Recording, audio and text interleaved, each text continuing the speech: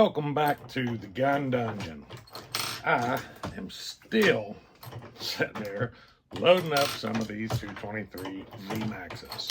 In case you haven't noticed, I'm trying to load up some of these. I'm trying to get a good little stockpile of them. I think this is going to be the last 100 that I'm loading.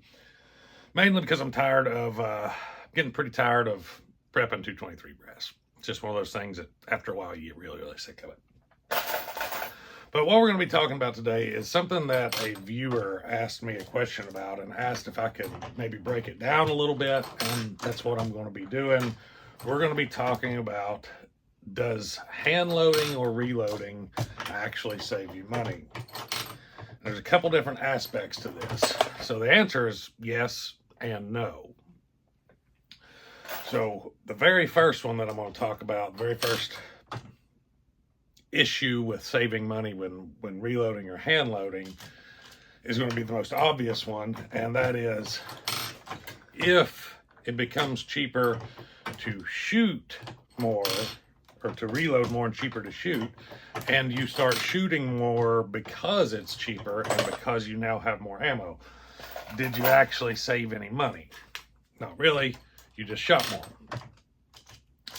And so just keep that in mind. If that's your plan, is to be able to shoot more, you're not going to save money. You're still going to spend the same amount of money, but you are going to be able to shoot more on some things. For some things, you'll be able to shoot more for the same amount of money.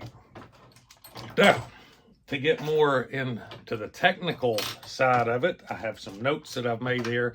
I've done some research for you guys, so give me a little pat on the back here, right somewhere in there, right in there, for doing the legwork for you. There you go. Oh, yeah. Perfect. Fill it. Thanks, guys. But anyways, so like I said, there are some areas where you can save money reloading or hand loading, and some areas that not so much. So first, we're going to talk about the not so much. Rarely do you see me really loading just standard Full Metal Jacket 223. This is set up for 9mm. Sometimes I'll run some range 9mm on this progressive because it don't take as much time or effort to do so. But the cost savings with 9mm really isn't there unless you get some really good deals on projectiles, stuff like that. So I have a breakdown here for you, and it's going to be just 9mm, 115 grain bullets. The bullets that I found aren't anything special. Matter of fact, I think they're extreme plated bullets. So nothing super high quality that you're going to get with the bullets. You start getting into actual jacketed bullets, you're going to start spending a little bit more money. But so the load that I broke down the cost for is going to be using Unique, which is one of my favorite powders for 9mm, especially just plinking loads. And it's 5 grains of Unique. So there's 7,000 grains and a pound of powder. So you get 1,400 loads out of a pound of powder. I looked up, Powder Valley has a pound of Unique for $47.99. With tax, that's going to be $50.86. Now, I didn't calculate in any shipping or hazmat fees or anything like that, because I'm going to assume, best case scenario, you can go to your local store and find this stuff. So I didn't calculate any shipping or any hazmats or nothing like that in any of these. If you add that, that changes the calculations quite a bit. So with that said, in the powder, with 1,400 loads in a pound, $50.86 per pound after taxes, you're not going to get out of paying the taxes. You're going to come out to 3.6 cents worth of powder in every load. The extreme plated bullets that I found, again, this is not including shipping. And as a matter of fact, I don't even think I included tax on those because I looked those up on AmmoSeek. So that's even without tax. So it's probably off just a little bit too here. Those came out to 9 cents each, which is a pretty good price, honestly. And then I marked the Servicio small pistol primers, cheapest ones I could possibly find on AmmoSeek. Again, no shipping, no hazmat. Primers require hazmat.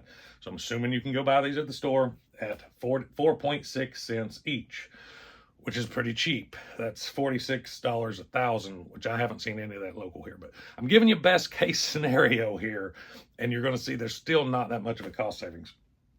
So with the primers, the bullets, and the powder. I'm not even going to count casings in here. We're going to assume that you're picking up old casings that you already had, going to a range, picking up casings there, because that's a very plausible thing that you could do. You're going to come out to 17.2 cents per round, $172 per thousand. That doesn't include the case, like I said, doesn't include any shipping, and it didn't even include the taxes on the primers or the bullets. I don't know why I added it on the powder, but not those two. So it's actually going to be a little bit more than that, but not much. So with that in comparison, 2A warehouse has 1,000 rounds. 2 ammo cans come with it because it's 500 per, and you get an ammo can with each 500. So you get 1,000 rounds and 2 ammo cans from 2A warehouse for $214. Of course, that doesn't include shipping there either. Didn't include those. Try to keep it fair. So your savings actually comes out to $42 per 1,000 rounds of 9mm. Now, that may sound like quite a bit, but like I said, again, this is the cheapest options that I could find for all the components, and assuming you can find it locally. So $42 a 1,000. How long would it take you to load those at the rate that you currently shoot? Not at the rate that you would shoot now that you're really reloading and you have more ammo, at the rate that you currently shoot, because that's the only way you're going to actually save money based on what you're spending now. So at the rate that you currently shoot, how long would it take to justify buying a whole kit, a whole reloading kit? It depends on what you get. So I looked up some different reloading kits. You can get the classic turret press under $400. You can get just a Lee classic, or not a classic, a Lee single stage kit for under $200. So, you know, single stages are pretty slow, so keep that in mind too. And then you got to factor, what is your time worth?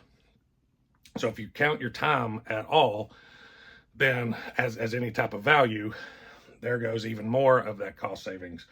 But that's for 9mm, very, very best case scenario that you're going to get reloading 9mm. But that's not saying that you can't save money reloading or hand loading, because there are cartridges where the cost savings is there.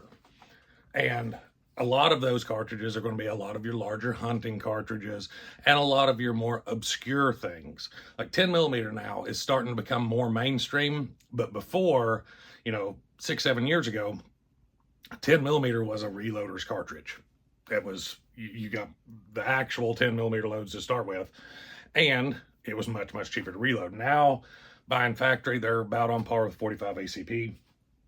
But the one I want to talk about now is actually a really, really good cost saver, and it is 6.5 Grendel. So just to set the bar here, and like I said, the type of bullet that you're going to get, and the type of bullet that you reload, and the type of bullet that you're trying to replicate buying factory will also have a big, will also be a big factor in your cost savings. Like I said, if you're buying hunting rounds, factory hunting loads with a hunting bullet, like a Federal Fusion, something like that, versus reloading a hunting cartridge with a hunting bullet, you're going to see more cost savings.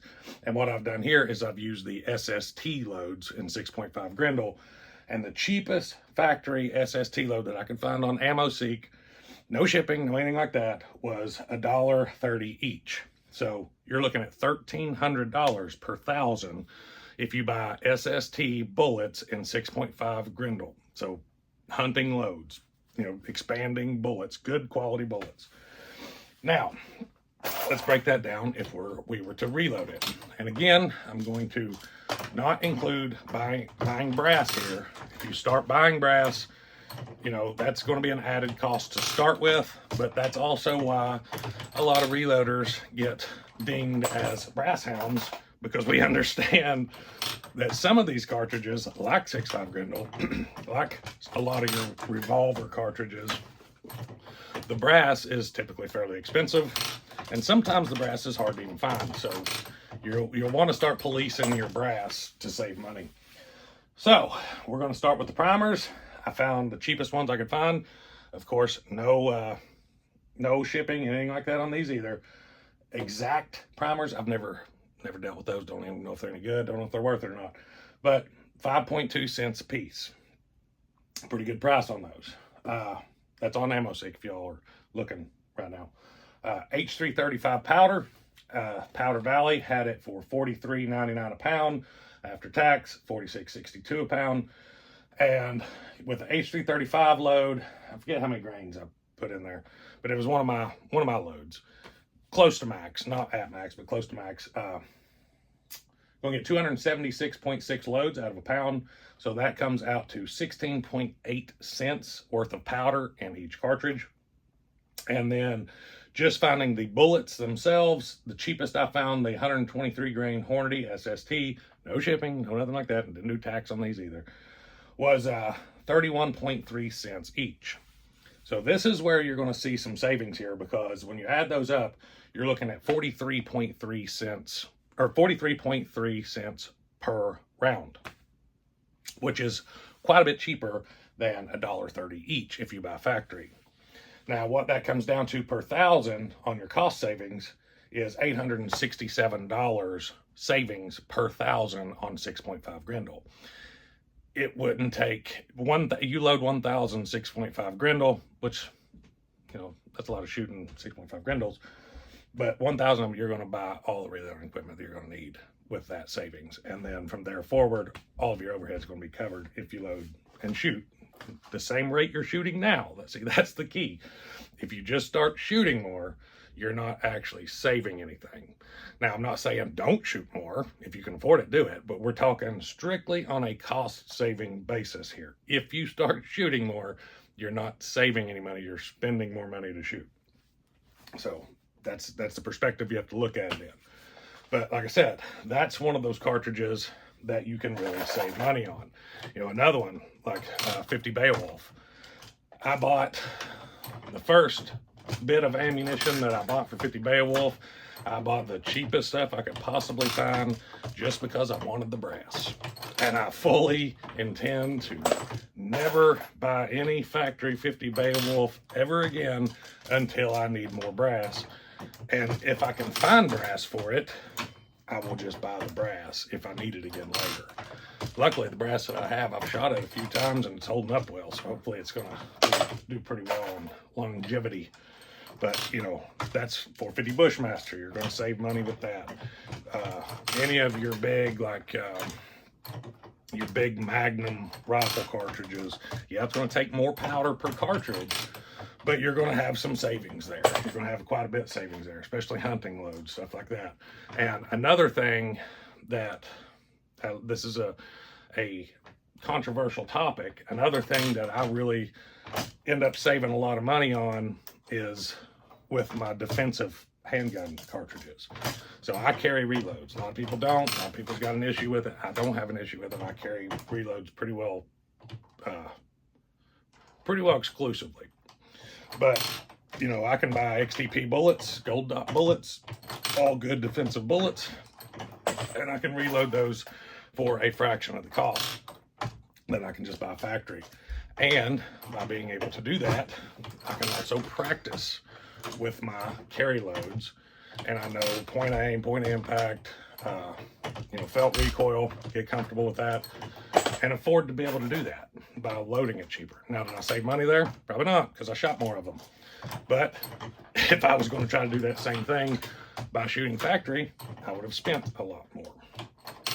But yeah, you just got to look and kind of see. Typically, you know, it's Full Metal Jacket 223. You're not going to save a whole lot of money there. I'll tell you a cartridge that I never thought I'd really hand load that I do now, that there was no cost savings at all in reloading to start with, was 7.62x3.9, when you could buy all the steel case, Russian, Tula, Wolf, all that stuff dirt cheap, cheaper than you could even buy 5.56, 223 stuff. I never really intended to load it. One, it's kind of got a bastard size bullet, a 310 as opposed to a 308 diameter bullet. But now I pretty well reload almost exclusively for it, because if you go try to buy it now, you're going to get brass cased ammo, and it's going to be 50 cents or better for just cheap Full Metal Jacket Plinkin stuff, and 50 cents per better per round. And I can load it cheaper than that, even with that bastard size bullet. The issue with it is it takes large rifle primers, which right now, as I'm filming this video, are rarer than hen's teeth for under $120 per thousand. So that's something else you got to look into, is, you know, what type of components it is that you're looking to buy and looking to reload. Some powders are cheaper than others. You know, there's powders going up pretty good right now, but those are the prices that come right off of Powder Valley, what I quoted you today. But yeah, that's where we're at. This video is starting to get fairly long. It's really not hard to just go ahead and look through and break down what it's actually going to cost you per round to load. And, you know, if all you're planning on loading is 223 9mm, honestly, by the time you buy all your equipment, you know, powder measures, and even if you buy a kit, you're still going to want to buy other stuff too, to kind of ease the process for you, make the reloading process smoother, easier, more convenient. But by the time you buy all your equipment, if all I shot was 223 and 9mm, I doubt I'd even reload, honestly. Well, I'm lying to you. I would, because I enjoy it so much. But, you know, that's one of those things too, that it becomes, that's another point in the saving money thing, is it becomes just as much of a hobby in itself as shooting and shooting sports and hunting and stuff does. Because you start playing around with loads, you start load development for rifles, you start seeing what kind of performance you can get out of stuff, changing the powders and changing the seating depth and stuff like that. And you end up shooting more. You just do. You end up shooting more. And the reloading itself becomes a hobby. And then you start buying toys for that hobby, like, you know, electronic powder measurers and, you know, all the different stuff. I've got like 18, 19, 20 sets of dies or something like that. You know, just, you're going to spend money there. But if you reload certain cartridges, you're going to cover the cost over a certain period of time, because this stuff, it ain't going to wear out anytime soon. All this equipment will outlast me. But, you know, eventually you will cover the cost of your equipment if you load certain rounds. 9mm 223, it's going to take you a long, long time to do that, especially at the rate that you shoot now. But if you start shooting more, you're just going to enjoy it and shoot more, but whatever. That's about all I have to say about it. If you want to break down the costs for your rounds, AmmoSeek is a good place to go do that and just get a basic idea of what each component costs. Just go to your store, look around, and see what's going to cost you locally, actually, because typically locally is going to be a little bit higher than online prices, but you don't have the shipping and the hazmat on your powder and primers. But that's what I got for you today, guys. Let me know what you think down in the comments below. Until next time, stay tuned.